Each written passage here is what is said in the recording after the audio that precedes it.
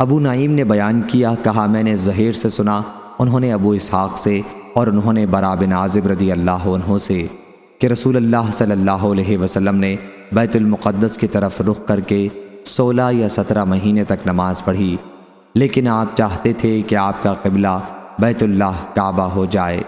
آخر ایک دن اللہ کے حکم سے آپ نے عصر کی نماز بیت اللہ کی طرف رخ کر کے پڑھی، اور آپ کے ساتھ بہت سے صحابہ رضی اللہ عنہم نے بھی پڑھی۔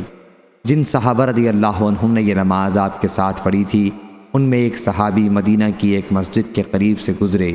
اس مسجد میں لوگ رکوع میں تھے۔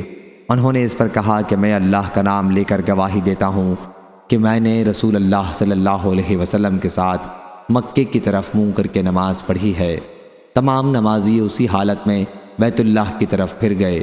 اس کے بعد لوگوں نے کہا کہ جو لوگ کعبے کے قبلہ ہونے سے پہلے انتقال کر گئے، ان کے متعلق ہم کیا کہیں؟ ان کی نمازیں قبول ہوئیں یا نہیں؟ اس پر یہ آیت نازل ہوئی، اللہ ایسا نہیں تمہاری عبادات کو ضائع کرے، بے شک اللہ اپنے بندوں پر بہت بڑا مہربان اور بڑا رحیم ہے۔ صحیح بخاری حدیث نمبر 4486۔